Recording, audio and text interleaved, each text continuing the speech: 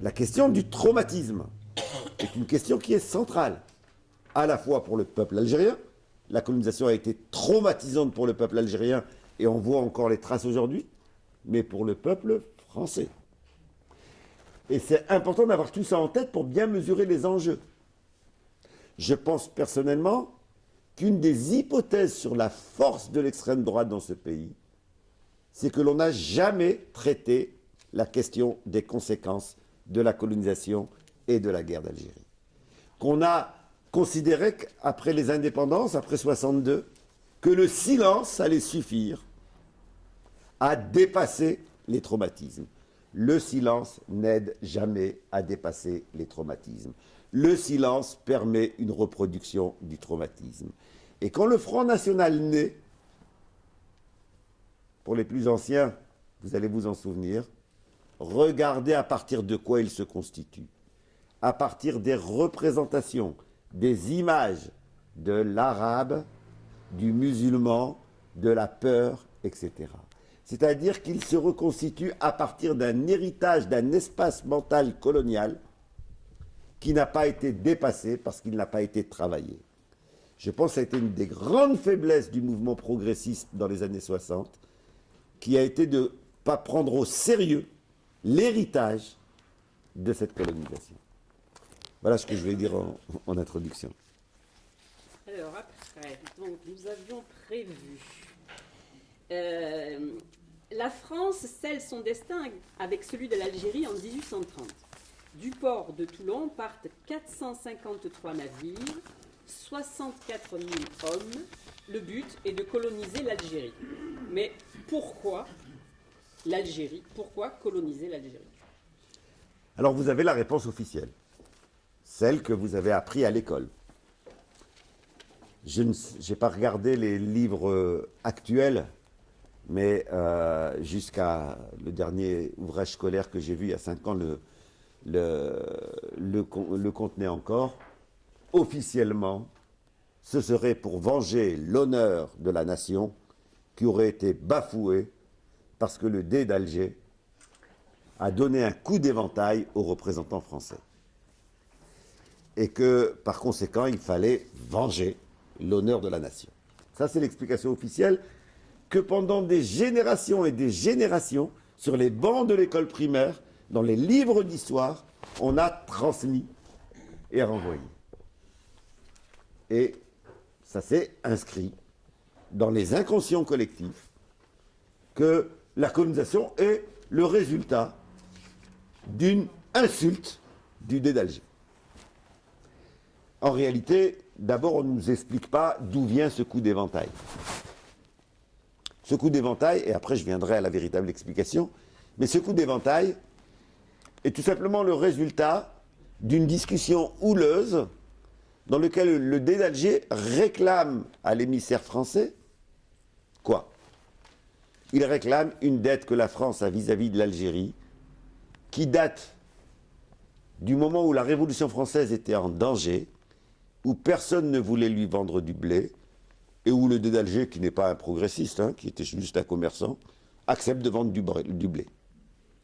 Et depuis, donc 1790, la dette n'est pas payée. Et il réclame juste le remboursement de cette dette. Et la réponse de l'émissaire français est de faire traîner les choses, et c'est de là que date le coup d'éventail. Alors, même sur l'explication officielle, le contexte n'est pas donné. On a l'impression qu'on a un Dey fou qui donne un coup d'éventail à une grande puissance comme cela. Mais bien entendu, ce n'est pas le coup d'éventail qui est la véritable raison de la colonisation de l'Algérie. En réalité, les enjeux, ils sont autour de 2 aspects, qui sont des aspects centraux dans ce milieu du XIXe siècle. Le premier aspect, c'est tout simplement ce que l'on appelle la course, c'est-à-dire le piratage. Le piratage en Méditerranée est une manière de gagner des sommes énormes. Les États sont mouillés dans le piratage. Ce n'est pas simplement des pirates qui vont... c'est pas l'image du pirate individuel qui va accoster des bateaux, c'est pas ça. C'est les États qui organisent ça. Le Dey d'Alger organise du piratage. pour s'accaparer les richesses des bateaux qui traversent la Méditerranée. Mais l'État français organise du piratage. L'État espagnol organise du piratage. Et c'est une des ressources essentielles. Le contrôle de la Méditerranée est un élément d'enrichissement extrêmement important. C'est ce qu'on appelle la course. Et donc, il y a une volonté de s'imposer en Méditerranée comme étant un des principaux acteurs de cette course, de ce piratage officiel. Pour cela, bien, la maîtrise des deux côtes de la Méditerranée sont un avantage énorme pour pouvoir organiser cette course. De manière plus large, le contrôle de la Méditerranée, comme le contrôle de toutes les mers, c'est un espace géostratégique qui permet de contrôler des espaces beaucoup plus larges. Quelqu'un parlait tout à l'heure avec Pierre Sandboul de la Palestine. Le drame du peuple palestinien, c'est de se situer à un endroit dans lequel converge le lien entre l'Afrique, l'Asie et l'Europe. C'est cet espace géostratégique qui fait que le contrôle de cette région est un contrôle absolument nécessaire. Voilà les deux raisons qui expliquent la colonisation en réalité.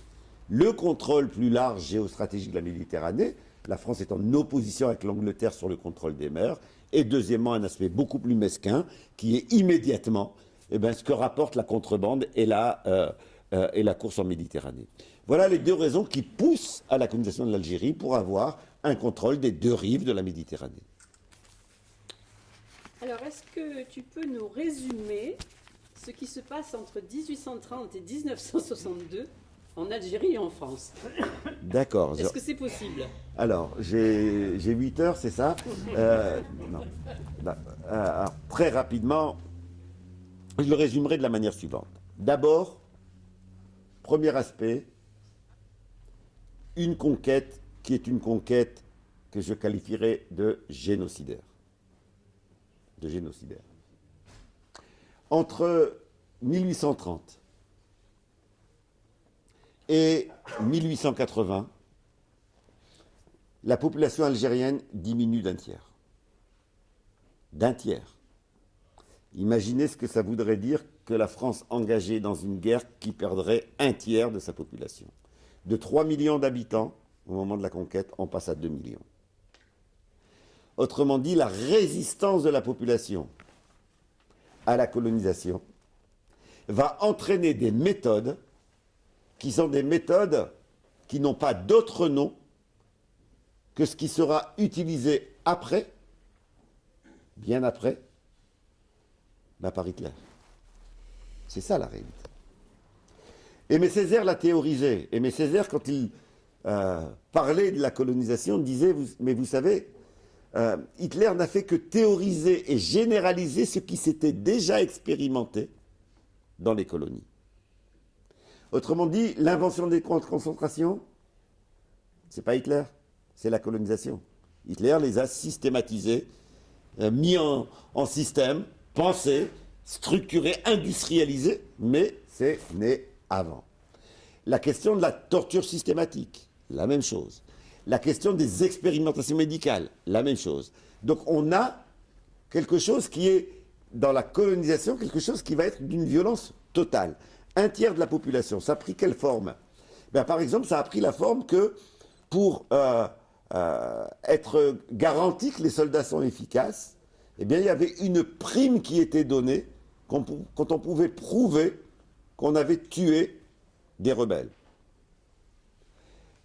Et légalement, dans un règlement de l'armée, il était indiqué qu'à chaque fois qu'on apporterait un couple d'oreilles, de lobes d'oreilles, on avait une prime.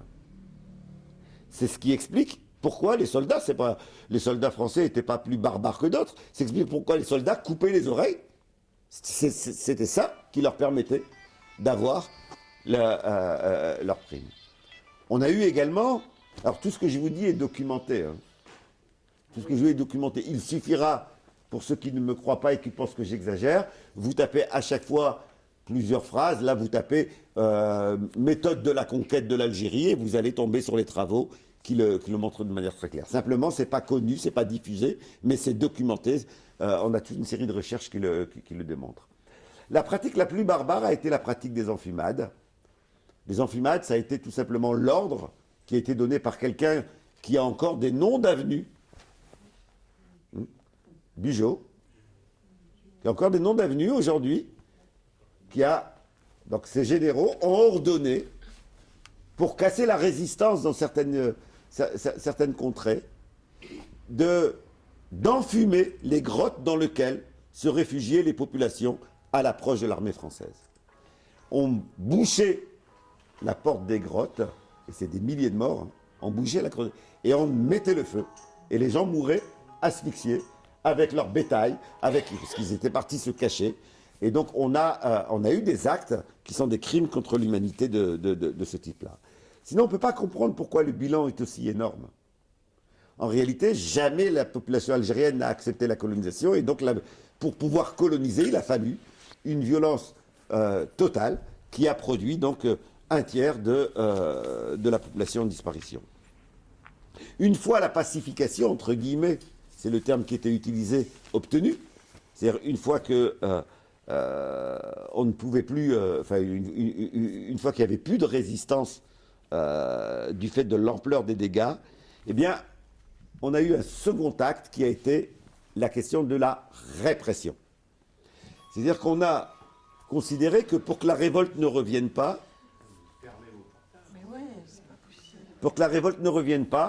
il fallait punir sévèrement ceux qui avaient été acteurs de cette rébellion.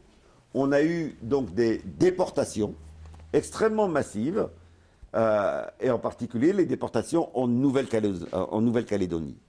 Louise Michel, une grande féministe et révolutionnaire française, a été déportée elle aussi en Nouvelle-Calédonie. Elle raconte dans ses mémoires, donc je vous conseille vraiment, pour ceux vous les trouvez sur Internet, hein, de lire ses mémoires où elle raconte la rencontre avec ce qu'elle appelle les Arabes de Calédonie, qui sont en fait les révoltés de 1870 qui ont été déportés en Nouvelle-Calédonie. Jusqu'à aujourd'hui, une des chansons les plus populaires ici et en Algérie, dans l'immigration en Algérie, c'est la chanson « Dis à ma mère de ne pas pleurer ». Gouloulou mimatupkish. Vous l'avez tous déjà entendu dans les manifestations. Hein. Toutes les manifestations de son papier la reprennent. Elle reste le symbole, en gros, de la souffrance. Cette chanson est écrite pour accompagner les déportés qui partaient pour la Nouvelle-Calédonie en ayant des fers et des boulets, voilà, et des boulets. Et donc c'était juste ces condamnés qui disaient à leurs parents, ne pleure pas, ça ira, on va s'en sortir, je finirai par revenir. Jusqu'à aujourd'hui, la plupart d'ailleurs des Algériens ne savent pas l'origine de cette chanson, ça vient de cette période-là. Mais ça n'a pas suffi.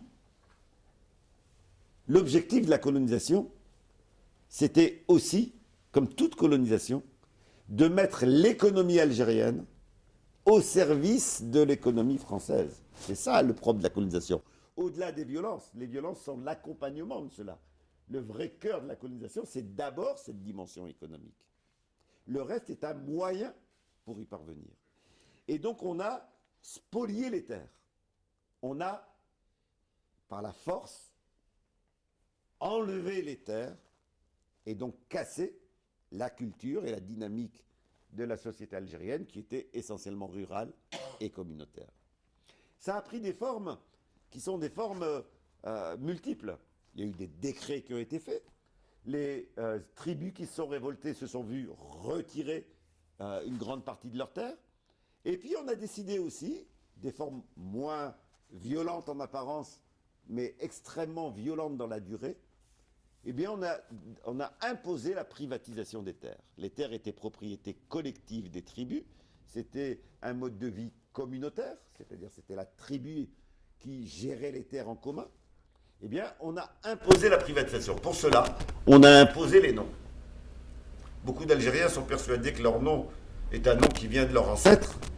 En réalité, pour beaucoup d'Algériens, leurs noms sont le résultat d'une décision administrative.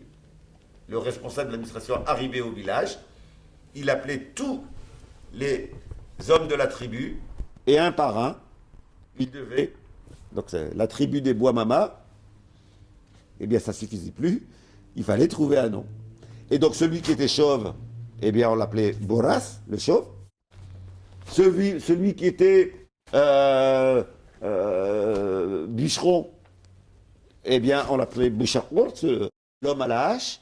Et c'est comme ça qu'on a toute une série de noms qui sont en réalité des modes de privatisation de la terre pour casser l'économie collective. Bien entendu, cette privatisation, elle va se traduire par un éparpillement des terres. Les paysans trop pauvres vont être contraints de vendre leurs terres et il y aura des colons pour acheter leurs terres. Et donc on a cassé la dynamique économique de cette société.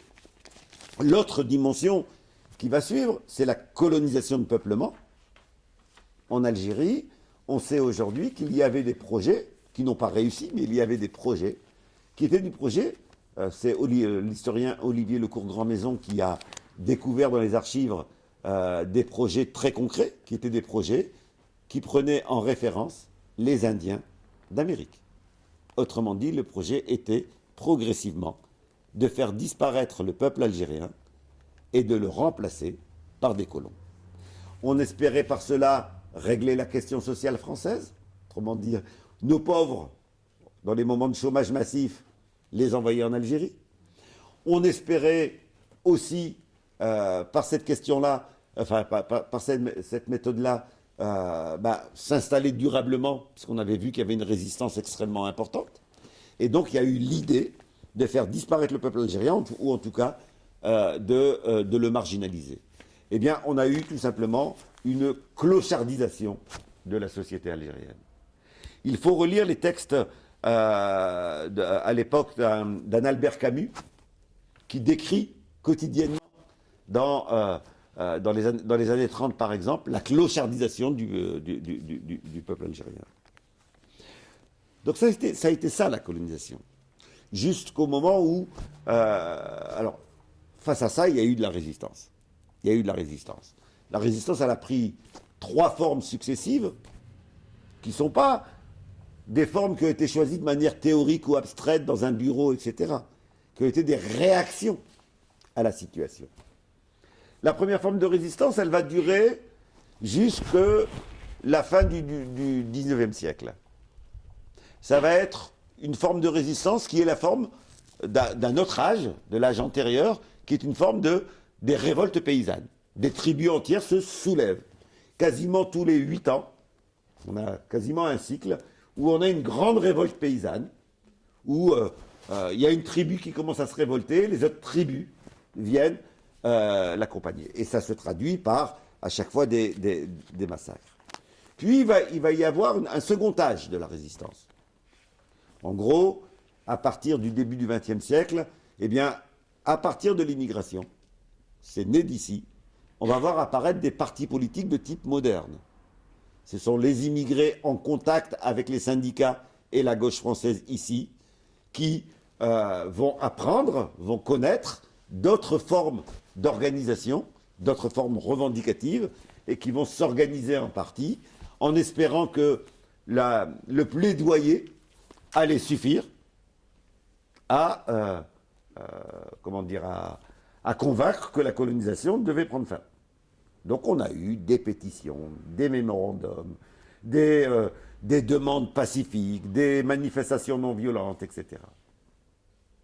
Et ça n'est que le fait que pendant plusieurs décennies, cela n'a débouché sur rien, qui va provoquer l'entrée en guerre en 1954, c'est-à-dire l'idée que le colonisateur ne comprend que la force des armes.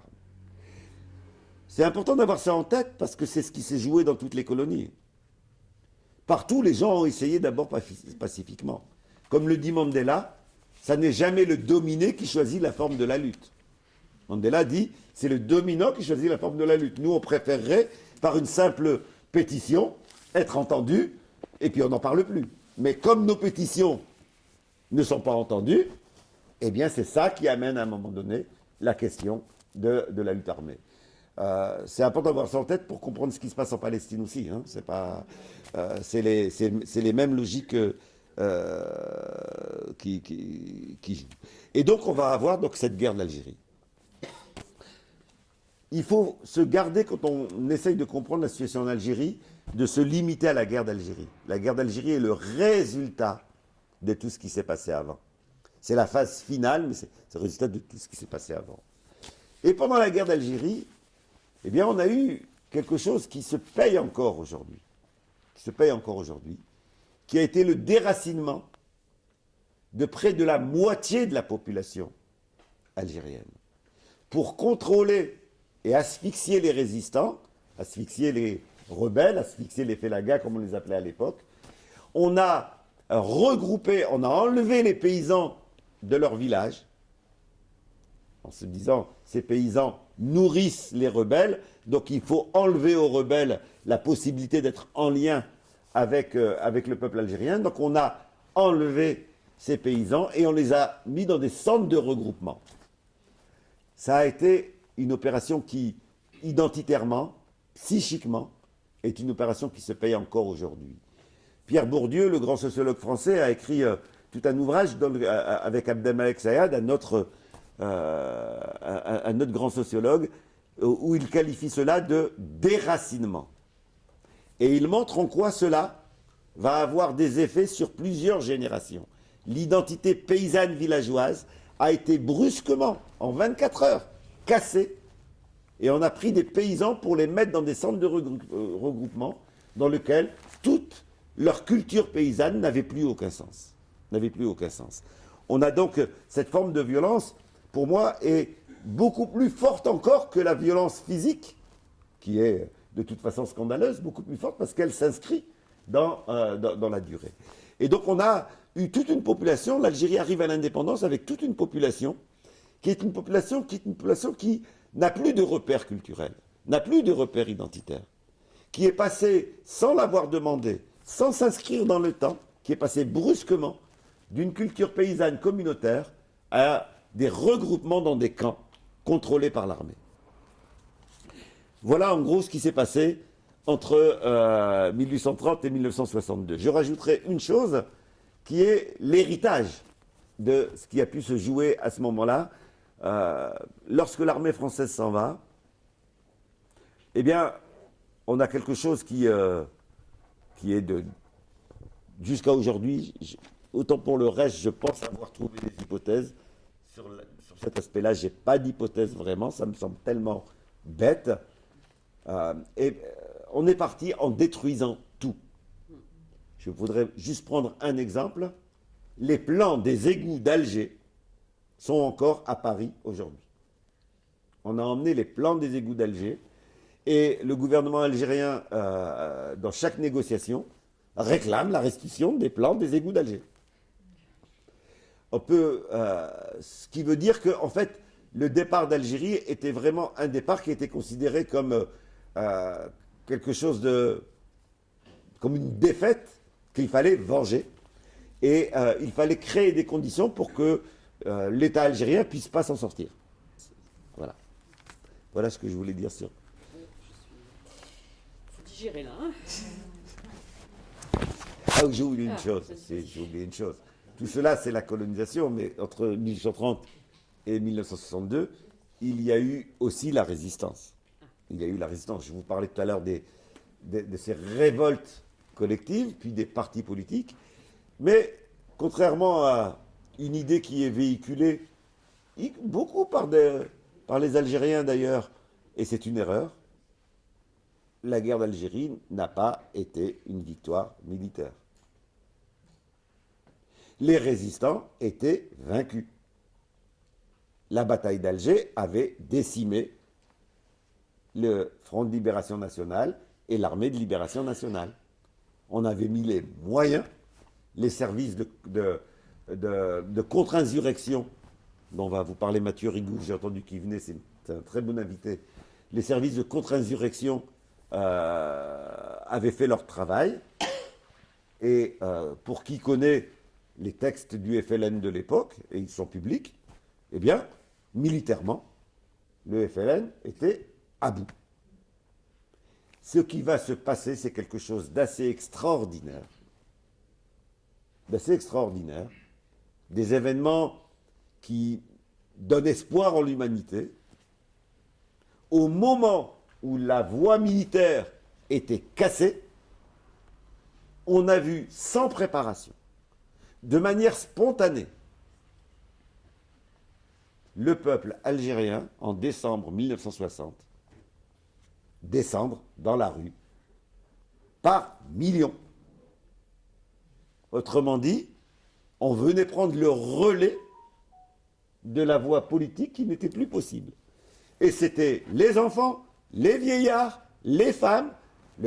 En décembre 60, on voit d'un seul coup, l'armée française est complètement dépassée, le gouvernement français est complètement dépassé, le FLN est aux anges mais il ne comprend pas. Les gens ont passé des nuits à coudre des drapeaux algériens chez eux. Les femmes se sont habillées avec des drapeaux algériens. Et d'un seul coup, on voit tout le monde sortir. Comme s'il y avait cette idée que, puisque nos combattants n'y arrivent pas, c'est à nous de prendre le relais. Et ça, ça me fait penser aussi, par exemple, à l'intifada en Palestine, où c'était au moment où les organisations de résistance palestiniennes étaient au plus bas, que d'un seul coup, les enfants, les adolescents sortent dans la rue avec des pierres contre des chars. Et ça fait partie des événements dans lesquels, oui, la notion de peuple, elle signifie quelque chose. On voit que ça signifie quelque chose. Il y a une dimension dans laquelle il y a une conscience collective qui surgit de l'urgence. Il y a une urgence, et donc ça donne naissance à quelque chose de spontané et de collectif. Alors, on va un petit peu parler de Frantz Fanon, si tu veux bien. Et à travers ses écrits, comment parle-t-il des traumatismes ? Alors Fanon est effectivement un auteur qui est incontournable. Jusqu'à aujourd'hui, il est d'une modernité énorme. Il est incontournable pour comprendre les effets de la colonisation dans les colonies comme dans les sociétés colonisatrices. Frantz Fanon définit la colonisation comme un fait de violence totale. Autrement dit, pour qu'une colonisation réussisse, pour qu'elle puisse avoir l'espoir de réussir, elle est obligée de détruire toutes les logiques, tous les éléments culturels, l'ensemble des racines de la population colonisée. Sinon, la société colonisée résiste. Et c'est ce qui explique, c'est pas par goût de la violence que les colonisateurs ont été aussi barbares que ce que j'ai décrit au tout début.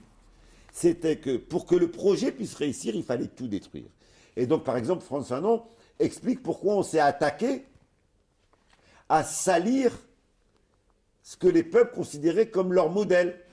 Vous savez, les peuples se racontent une histoire, ils ont un roman, et donc ils ont des héros qui datent de X siècles. Eh bien, la colonisation s'est attachée, donc il y a des gens qui ont fait des travaux dans l'histoire coloniale, etc., pour déconstruire, pour critiquer, pour montrer, pour salir toute cette dimension. Il ne fallait pas que le colonisé ait une histoire dont il pouvait être fier. Et donc Frantz Fanon nous dit que la colonisation, ce n'est pas que le présent, c'est aussi la colonisation du passé. Et il nous dit, attention, cela c'est vrai dans les sociétés colonisées, mais la même chose fonctionne dans les sociétés colonisatrices. On a inventé un roman colonial qu'on a diffusé par une multitude de moyens, les cartes postales, les blagues, les histoires, les contes, etc., qui fait que toute la population française a été pendant des décennies imbibée d'une série d'images qui l'amenaient à se considérer. Alors heureusement, tout le monde n'a pas marché, mais beaucoup ont marché. Ceux qui n'ont pas marché, c'est ceux qui avaient des antidotes, qui avaient une culture politique, qui avaient des espaces de discussion, mais pour la très grande majorité, eh bien, à se considérer comme supérieurs, comme ayant un sentiment de supériorité. C'est ce que j'appelle dans mes travaux l'espace mental colonial. On a construit un espace mental colonial qui empêchait aux Français moyens de comprendre ce qui se passait dans la colonisation. Donc ce n'est pas que le français est plus raciste que d'autres, juste il y a eu une offensive idéologique particulièrement forte qui l'a amené, qui a réussi, qui l'a amené pendant des décennies à ne pas voir ne pas vouloir voir ce qui se passait en Algérie parce que c'était trop en contradiction. Alors ça, c'est le premier grand apport de Frantz Fanon, d'expliquer cette dimension totale. Le second grand apport, c'est qu'il nous explique le rapport les réactions possibles du colonisé à cette violence totale. Et il nous dit qu'il y a 3 réactions qui se succèdent en réalité. Mais ça peut s'arrêter au milieu. Quand ça va jusqu'au bout, eh bien, on s'en sort, mais ça peut s'arrêter au milieu. Et il nous dit la première réaction, c'est d'abord de tenter, lorsque la violence est totale, lorsqu'on s'aperçoit de la supériorité militaire, lorsqu'on s'aperçoit que, lorsqu'on perd espoir dans l'idée de résister, etc., eh bien, c'est de tenter de ressembler aux dominants. C'est pour ça qu'il a intitulé un de ses livres « Peau noire, masque blanc ». Vous avez tous rencontré des gens qui sont plus blancs que blancs. Voilà. Ils sont noirs, mais quand vous les écoutez, on a l'impression qu'ils défendent, je ne sais pas, d'ailleurs au Rassemblement National, on en a quelques-uns. On se demande comment ils fonctionnent. Ben non, c'est la réaction de Frantz Fanon que nous décrit Frantz Fanon. Je tente d'imiter mon dominant en espérant que ça va amener l'égalité. Que ça va amener... Si je lui ressemble, si je réponds à son discours, si je dis moi-même que tous les Arabes sont des sauvages, etc., et que moi je m'en suis sorti, j'ai dépassé cela, etc., j'espère l'égalité. Bien entendu, l'égalité n'arrive pas. Et comme elle n'arrive pas, eh bien, nous dit Frantz Fanon, il y a un second niveau, seconde étape, qui va être l'étape exactement inverse. Je tords la barre de l'autre côté. Puisque j'ai essayé de te ressembler et que tu me traites inégalement, eh bien, je vais inverser la hiérarchisation. Je vais considérer que tout ce qui est blanc est mauvais, que tout ce qui vient d'Europe est mauvais. Puisque tu as dit que le noir était mauvais, eh bien, c'est le blanc qui est mauvais. Puisque tu as dit que l'arabe était laid, eh bien, c'est le blanc qui est laid. Et donc, on inverse, de manière caricaturale, pour survivre, on va inverser les choses. Et puis, troisième étape, eh bien, qui est ce que Frantz Fanon appelle le dépassement politique, c'est lorsque je commence à comprendre que ce n'est pas une affaire de couleur, ce n'est pas une affaire d'individu, c'est une affaire de système politique. La colonisation, c'est un système politique, ce n'est pas des individus. Donc, j'en ai pas à vouloir à telle personne parce qu'elle est blanche, j'en ai à en vouloir à des États qui mettent en place des oppressions politiques. Et Frantz Fanon nous dit, attention, en fonction de la personne que vous rencontrez ou des groupes que vous rencontrez, eh bien, le chemin n'a pas été forcément jusqu'au bout. Et derrière tout cela, il y a bien entendu le traumatisme colonial, qui est le troisième grand apport de Fanon, qui est de nous dire, on ne peut pas détruire les logiques culturelles d'un peuple. On ne peut pas détruire ses logiques économiques. On ne peut pas détruire toutes ses croyances. On ne peut pas détruire son mode de vie habituel sans considérer que ça laisse des traces durables chez les personnes. Je ne parle même pas du traumatisme qui vient de la torture ou du viol, etc. Ça, c'est évident qu'il y a du traumatisme immédiat. Frantz Fanon considère cela comme étant un élément important, mais qui est le haut de l'iceberg. Le fond de l'iceberg, c'est la destruction des croyances, des cultures, etc. D'où d'ailleurs une des formes de résistance qui a été de se replonger dans les cultures, y compris qui est c'est extrêmement intéressant parce que c'est des appelés qui ont tué à leurs enfants et à leurs petits-enfants leur séjour en Algérie parce que c'était trop dur d'en parler. Et elle a été les voir pour les interroger et ils indiquent tous que ça a détruit leur vie. Que toute leur vie a été hantée par cela. Le traumatisme, ce n'est pas seulement là-bas. Hein. Frantz Fanon a raison de dire, la colonisation est un phénomène total qui touche les peuples des pays colonisateurs comme, bien sûr pas de la même manière, Hein, ici, ce n'était pas par des morts, mais ça a été par ce traumatisme qui s'est transmis. Si je vous dis cela, c'est que je pense vraiment que le travail que vous faites et le travail qu'on essaye de faire, puisque j'ai fait ce type de travail ailleurs aussi, est un travail qui est vraiment nécessaire si nous voulons éradiquer ce sur quoi grandissent les fascismes européens des pays qui sont des anciens pays colonisateurs. Je pense que tant qu'on n'aura pas fait ce travail-là, le fascisme aura des bases dans les inconscients collectifs, qu'à chaque fois qu'il y aura un phénomène de perturbation économique, de peur pour l'avenir, etc., ils pourront venir revivifier, réanimer, rebooster des images, des représentations qui n'ont pas été éradiquées parce qu'on a considéré qu'elles allaient disparaître tout seules. Et je pense que c'est là-dessus que ça se joue. Je terminerai en disant que Fanon indique très bien, il résume très bien les deux conditions de la colonisation. Vous savez, pour qu'une colonisation puisse exister, il faut mettre dans la tête des colonisés qu'ils sont inférieurs et mettre dans la tête des peuples, des sociétés colonisatrices qu'ils sont supérieurs. Et donc on a effectivement ces héritages qu'il faudra réussir à éradiquer pour travailler le traumatisme.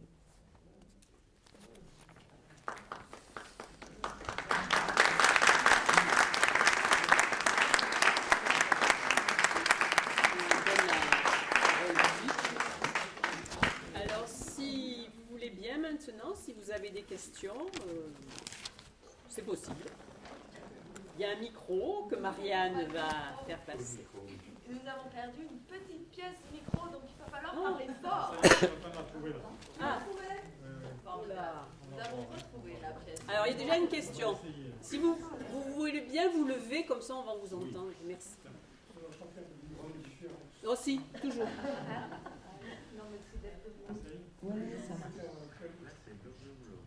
Ah, il y a un micro. Il y avait une question par ici. Tenez. Oui, on va bien. Je voulais faire quelques remarques sur quelques points où je ne suis pas entièrement d'accord.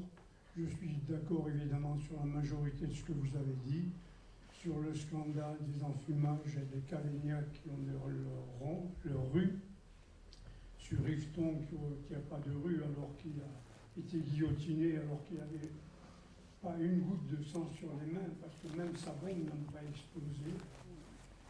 Mais il y a quelques points où je ne suis pas d'accord. Par exemple, sur les regroupements, c'est un problème que j'ai vécu. J'ai dirigé un village de regroupés. Je n'avais jamais pensé que ça pouvait avoir contribué à détruire une civilisation collective qui aurait eu lieu dans le Djebel, et que le fait d'être regroupé, ça avait détruit cette civilisation. C'est possible, mais d'une part, ça a sauvé des vies, parce que quand ils étaient regroupés dans des conditions lamentables, je sais bien, mais au moins ils ne risquaient pas les bombardements dans le Djebel. Et d'autre part, si ils ont considéré que c'était une ruine de leur civilisation, le village que j'ai contribué à créer, aujourd'hui il est plus construit en toube, c'est de la terre séchée, il est construit en béton, il y a plus d'habitants que quand je l'ai créé, entre guillemets, et il y a 2 mosquées, et si ils avaient tellement souffert d'être regroupés, ils auraient dû repartir dans leur campagne, chacun de leur côté. Donc je ne pense pas que ce soit entièrement, votre opinion n'est pas entièrement fondée, je pense. Mais c'est un point de détail par rapport au reste. Je crois que vous n'avez pas parlé des tortures, et le fait d'être dans des villages regroupés, ils échappaient aux tortures systématiques de l'armée, qui, dès qu'ils rencontraient quelqu'un dans un coin, le considéraient comme suspect, donc le torturaient systématiquement. C'était épouvantable. Il faut avoir entendu les gémissements des types qui étaient dans la salle de torture. Il faut faut avoir vu les prisonniers, prisonniers pourquoi, qui étaient enfermés pour être mis en condition. L'armée les enfermait dans les latrines. Il y avait des latrines où les militaires faisaient leurs besoins. Les matières tombaient dans un seau et on enfermait les types à côté des seaux pendant des journées entières. Bon, ceci pour dire que je comprends la libération de l'Algérie, mais il y a quelques points qui méritent discussion. Merci.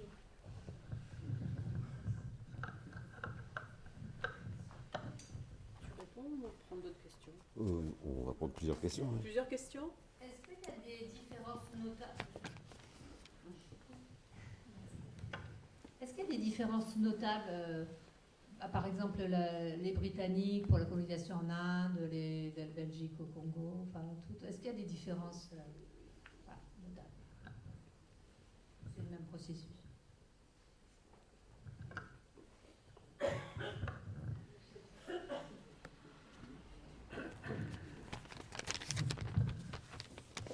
Bonsoir. Juste dire à madame qu'il y avait un proverbe qui disait il n'y a pas de bons colons, il n'y a pas de mauvais colons, il y a des colons. Je voulais juste poser la question. J'ai lu dans un article il y a quelques années que la France elle a pris une partie du Maroc, une partie de la Tunisie et a modifié les frontières. Avec la Tunisie, bon, Bourguiba, il a essayé, je ne sais pas, vous devez connaître, de vouloir récupérer.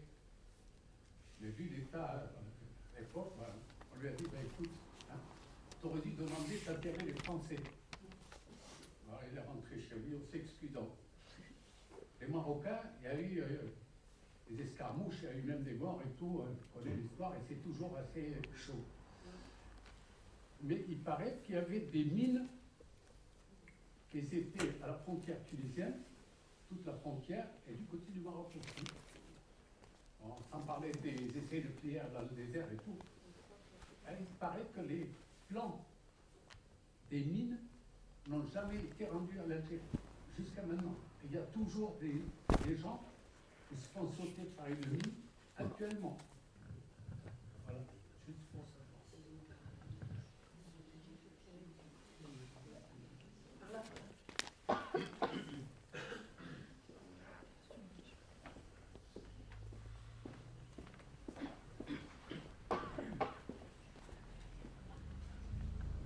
Oui. Je sais qu'en une heure, comme vous avez fait, c'est difficile de faire toute l'histoire de l'Algérie, de la colonisation, de la guerre.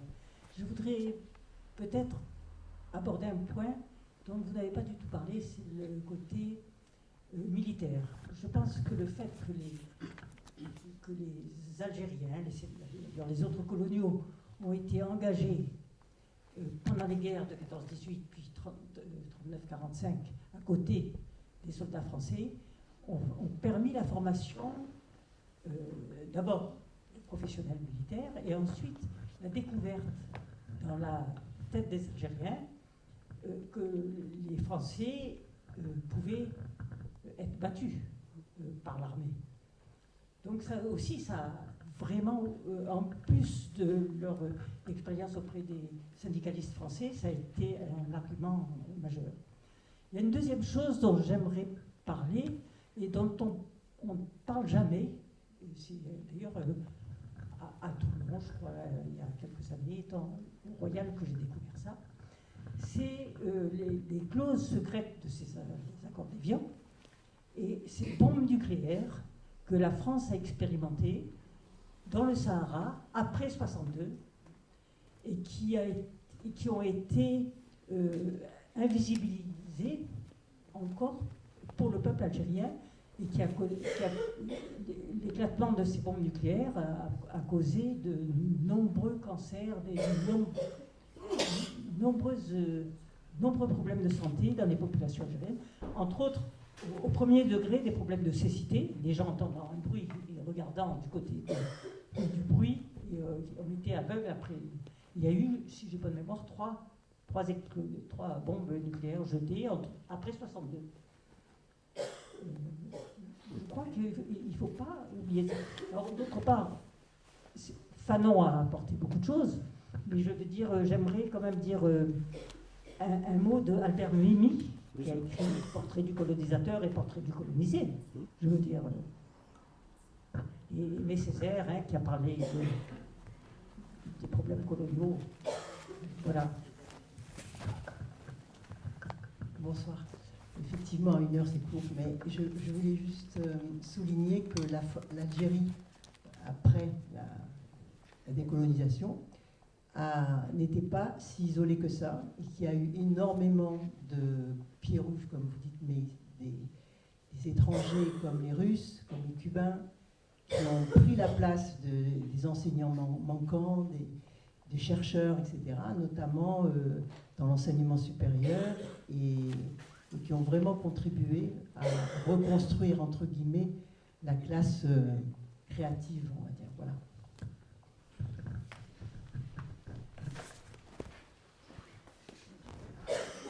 Bonsoir. Moi, je voudrais que vous me parliez de la rafle de 62, je crois, sur Paris. 61. 61. Voilà, si vous avez...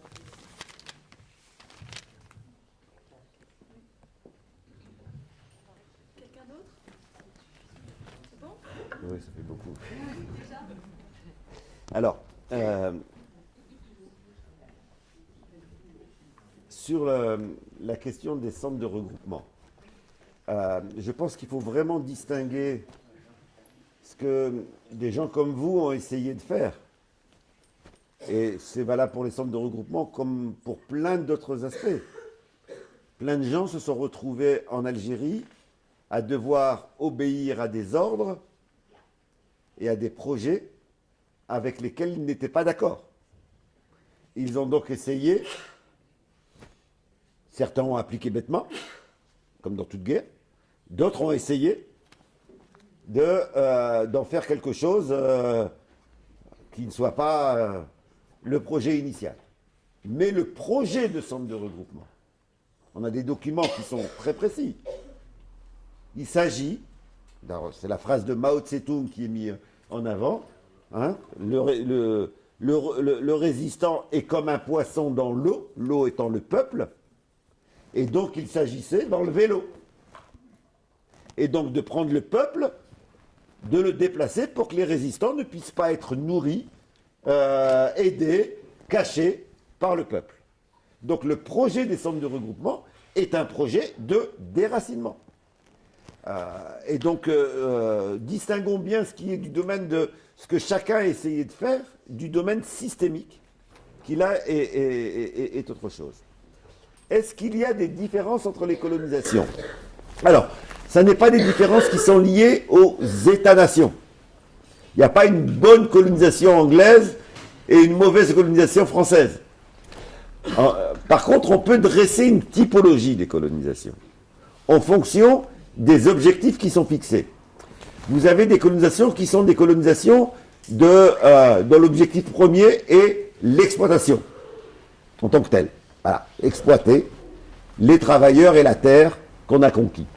Ce type de colonisation est barbare, mais elle n'est pas du même type que un second niveau qui va être beaucoup plus dur, mais qu'on l'a connu chez les Anglais, comme chez les Français, comme chez les Belges, qui sont les colonisations de peuplement, dans lequel il y a un projet en plus qui est de changer de peuple, plus ou moins de manière totale, mais en tout cas de changer de peuple. Où là, pour y arriver, la violence doit être encore plus forte. Et puis il y a un troisième type de colonisation, qui est encore plus violent, qui sont les colonisations que j'appelle dans mes ouvrages les colonisations collectives. La colonisation de l'Algérie, c'est un territoire réservé aux Français. Les Allemands qui voudraient investir en Algérie ne pouvaient pas. Par contre, vous avez des colonies dans lesquelles le colonisateur n'est pas assez puissant financièrement pour coloniser, et il colonise au nom de l'ensemble des grands pays européens. Par exemple, le Portugal, les colonies portugaises, sont des colonies dans lesquelles c'était une violence énorme, mais quand vous regardiez qui était propriétaire des colonies de l'Angola, du Mozambique, de Guinée-Bissau, vous aviez les capitaux français, les capitaux anglais, les capitaux états-unis, etc. Et c'est pour cela que la décolonisation des colonies portugaises a été plus tard, 74, 75. Et donc on a ce que j'appelle le colonialisme collectif et d'une violence particulièrement importante. Je pense d'ailleurs qu'en Palestine, c'est une colonisation collective. Et c'est ce qui explique aussi qu'il y ait autant de soutien, d'impunité à ce niveau-là. Je pense que, et du coup, ça va être dur pour le peuple palestinien de sortir de là, parce que c'est pas seulement les intérêts d'un État, c'est beaucoup plus large. Je pense que l'apartheid était de ce type-là. C'était au service de l'ensemble des capitaux, d'où d'ailleurs un soutien à l'apartheid quasiment jusqu'au bout des grands États européens qui ont soutenu, qui ont continué le commerce avec l'État, malgré les consignes de l'ONU de boycott, etc., qui ont continué très tard. Donc c'est pas, il n'y a pas une bonne colonisation anglaise et une mauvaise française. Par contre, en fonction des colonies, eh bien, vous avez des choses différentes. Par exemple, pour la France, ce qui se passait au Sénégal était grave. C'était de la colonisation. Il n'y a pas de bonne colonisation, mais c'est pas comparable du tout avec ce qui se passait en Algérie, où il y avait un objectif de peuplement et où, du coup, c'était beaucoup plus violent, beaucoup plus dur. Même si au Portugal, il y a eu des violences extrêmement importantes. En Indochine, c'était une colonisation d'exploitation. Alors, est-ce qu'il y a la question des modifications de frontières? Au moment des indépendances, quand se joue la question des indépendances, d'abord, quand on sort, excusez-moi, je vais trop vite. Quand on sort de la Seconde Guerre mondiale, la hantise de De Gaulle, on a toujours tendance à présenter De Gaulle comme quelqu'un qu'on ne peut pas critiquer. La hantise de Gaulle, c'est de garder les colonies. C'est ça, sa hantise. Immédiatement, d'ailleurs, après 1945, on se retrouve avec des massacres. On se retrouve avec la reprise de la guerre au Vietnam, avec les bombardements au Vietnam qui sont des bombardements de massacres. On se retrouve en Algérie le jour de la libération, le 8 mai 1945. On se retrouve avec un massacre de plusieurs dizaines de milliers de morts. Et le seul crime, en réalité, c'est des manifestants qui sont descendus dans la rue avec le drapeau soviétique, français, états-unien et algérien. Et c'est la tentative d'enlever le drapeau algérien par des forces de l'ordre qui va provoquer ensuite, on tire dans la foule, et puis pendant 3 semaines, on va avoir le massacre, c'est-à-dire qu'on va poursuivre, etc. Donc la hantise de Gaulle, c'est de récupérer les colonies. En gros, De Gaulle pense que les grands vainqueurs de la Seconde Guerre mondiale sont les États-Unis et l'URSS, et que s'il veut que la France reste une grande puissance, il doit retrouver son empire colonial. Quelques années plus tard, lorsque ils se rendent compte que en Algérie, il ne s'en sortira pas, que la résistance n'arrête pas, qu'on est dans une impasse, il va tenter une indépendance. Ça va durer 3 ans de guerre. À partir de 1958, la décision, ici en France, de l'indépendance inéluctable de l'Algérie est déjà prise. Mais on veut imposer une indépendance sans le Sahara. Les négociations de l'époque, il y a des négociations dès 1958, des négociations dans lesquelles on parle bien entendu de la légitimité de l'indépendance, mais sans le Sahara. On prévoit même, donc tout ça pour vous dire que les frontières, effectivement, on a tenté, ce que j'appelle moi dans mes ouvrages, une chirurgie sociale et politique. On s'est dit, on va couper. On prévoit même la création, ça c'est toujours Olivier Lecourt-Grand-Maison qui a déniché ce document, de ce qui est appelé quasi, il n'y a pas de nom précis, mais ce que lui appelle le Sahélistan. Autrement dit, on va créer un État en prenant le sud de l'Algérie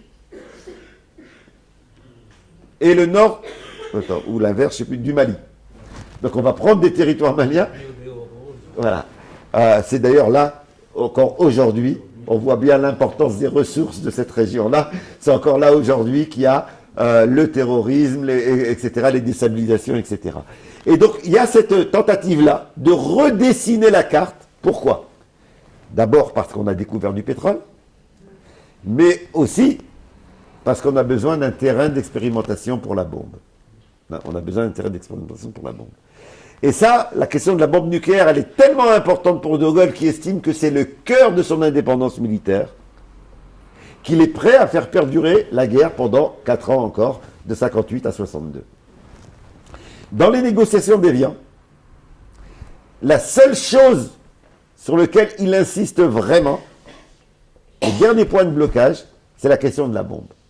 Et c'est ce qui va expliquer cette clause des accords d'Évian secrète, dans lequel il y a un nombre d'essais nucléaires qu'il peut mener dans le Sahara. Il va falloir attendre Boumedienne pour qu'il y ait en réalité qu'il y ait quelqu'un qui, à l'époque, était plus à gauche et qu'il va donc insister sur... En fait, il va avoir renégociation, il va avoir rupture sur cette clause-là. Il n'y avait pas que cela, hein, il y avait aussi la base militaire de Mers el-Kébir qui est restée propriété française après 62. Donc on a un accord, les Algériens voulant l'indépendance à tout prix acceptent de céder là-dessus, mais l'État français ne veut pas perdre ses possibilités d'explosion nucléaire. Quant à la question des mines, oui, vous avez raison. Hein. Il n'y a pas eu restitution de l'ensemble des mines qui ont été mises pour éviter que les résistants soient armés, les convois d'armes qui arrivaient, soit d'Égypte, soit du RSS, soit etc. Pour éviter le passage des convois d'armes, on a miné toutes les frontières. Et jusqu'à aujourd'hui, il y a des mines qui explosent. Il y a des enfants qui vont mener leurs chèvres ou leurs moutons pour qu'ils aillent se nourrir, et puis ça explose. Et les plans des mines existent. Alors l'État français dit qu'il les retrouve plus. Je ne sais pas s'il faut le croire, mais en tout cas, s'il les retrouve plus, c'est un scandale d'organisation qui est encore plus grave.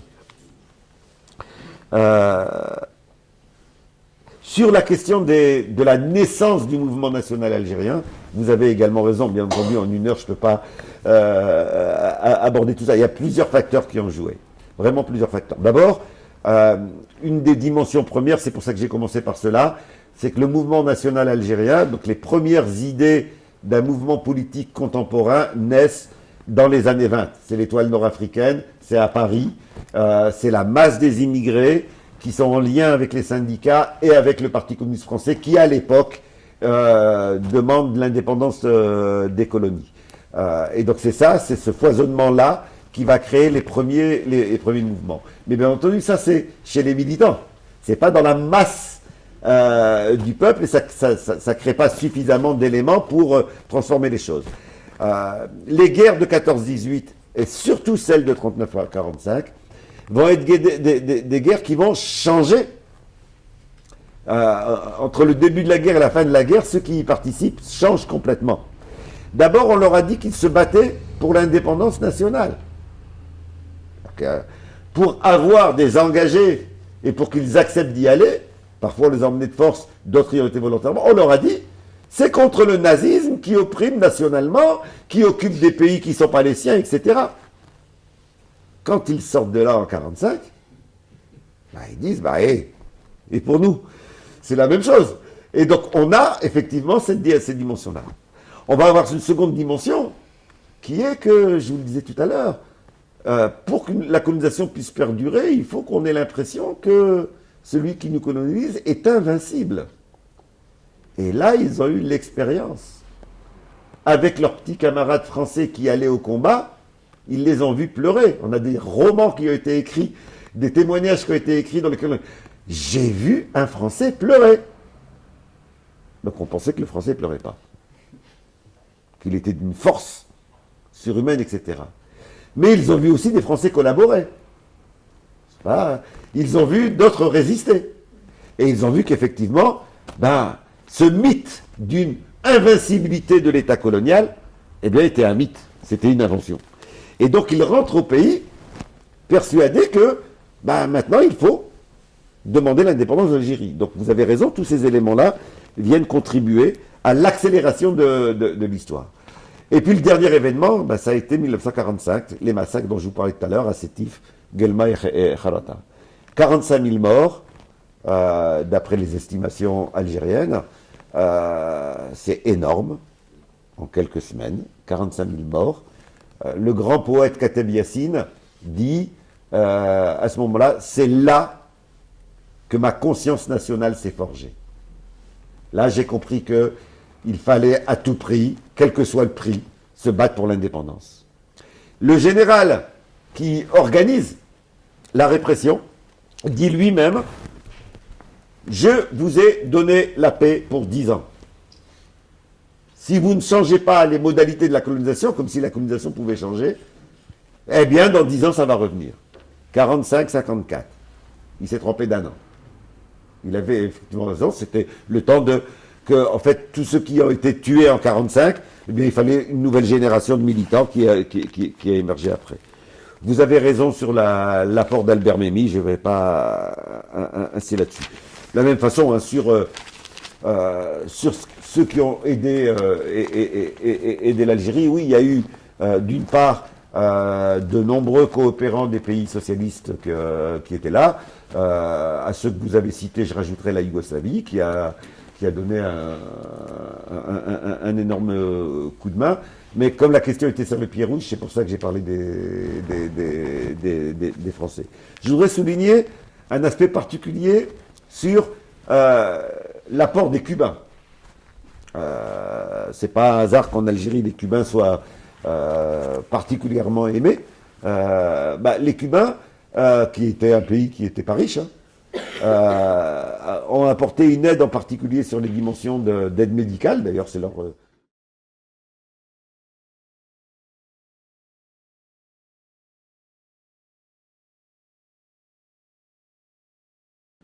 c'est leur spécialité jusqu'à aujourd'hui, mais aussi sur le plan militaire, puisque au moment où l'Algérie accède à l'indépendance, quasiment immédiatement, il y a une guerre qui est déclenchée par le roi du Maroc sur un litige frontalier.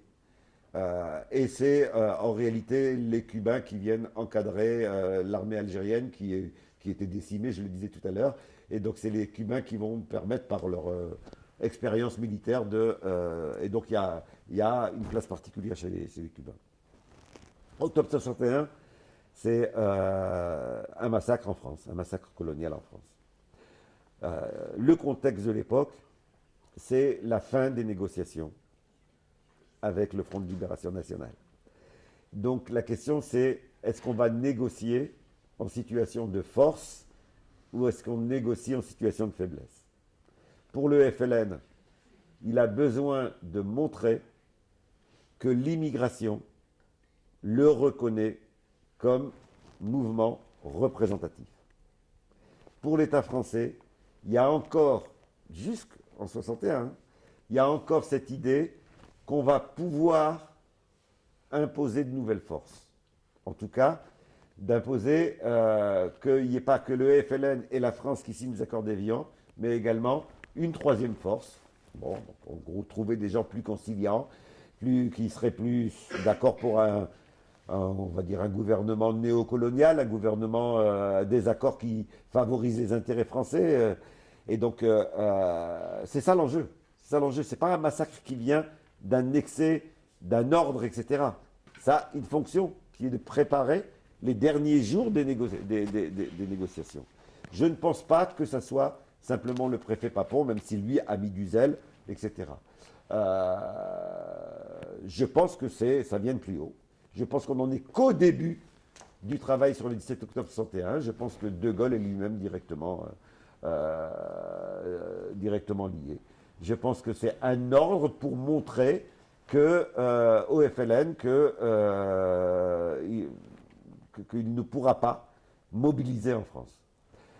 Très concrètement, comment s'est passé le massacre? C'est une marche pacifique, puisque l'objectif, c'est de montrer que le FLN est représentatif est reconnue par l'immigration. Donc c'est une marche pacifique. On a des images qui montrent comment, à la sortie des bidonvilles de la région parisienne, les militants du FLN fouillent tout le monde pour vérifier qu'il n'y a pas de couteau, qu'il n'y a pas de bâton, qu'il n'y a pas, etc. On demande aux gens de venir avec femmes et enfants. On leur demande de s'habiller en dimanche. Donc on est sur cette idée de montrer une marche pacifique, etc. Et ça se termine on voit bien que c'était organisé puisque tous les bus de la région parisienne étaient réservés. Et donc on tire dans la foule. Il y a plus. Au début, on pensait qu'il y avait quelques dizaines de morts, c'est plusieurs centaines aujourd'hui. On le découvre comment? On les découvre par les registres des hôpitaux dans les semaines qui vont suivre. Et encore aujourd'hui, officiellement, il n'y a reconnaissance que d'un peu plus d'une vingtaine de morts, je crois, de tête. En tout cas, c'est ridicule au travers. Et puis, il y a des regroupements à Vincennes, etc., dans lesquels on fait du contrôle d'identité, on renvoie des gens au pays, et il y a de la violence systématique. Donc, pour une raison politique, on a fait payer une population. En fait, cette population, elle payait tout simplement parce qu'elle était comme tout le peuple algérien. Elle reconnaissait dans le FLN celui qui s'était battu pour l'indépendance. C'est ça qui est payé à ce moment-là. Alors, c'est des histoires ça fait partie des dimensions de traumatisme. Hein. C'est des histoires qui n'ont pas été racontées dans les familles. Comme, d'ailleurs, beaucoup de choses, ça saute une génération. Ceux qui sont revenus des camps de concentration n'ont pas parlé à leurs enfants. C'est la génération d'après qui a été regardée. Et nous sommes dans cette période-là aujourd'hui. Les parents n'ont pas raconté à leurs enfants, c'est la génération d'après qui se préoccupe, qui va creuser, qui va chercher. On a les romans qui sortent aujourd'hui, ce sont les petits-enfants. C'est pas... Parce qu'il y a eu cette phase de silence, très souvent le traumatisme se traduit par un silence d'une génération avant que la force revienne d'aller creuser et d'aller regarder la vérité. Et je pense qu'on n'est qu'au début des découvertes. Hein. Par exemple, sur la question, on peut comprendre pourquoi ça ne se parle pas plus. Et je pense que ça viendra de démarches qui ne seront pas massives avant que ça... Je pense que la question des viols, par exemple, elle a été tout juste effleurée. La question des viols pendant la guerre d'Algérie, en réalité, c'est une partie importante des femmes algériennes qui ont été violées. Pour le peuple algérien, c'est difficile de le reconnaître. Dans les familles, c'est difficile d'en parler, bien entendu.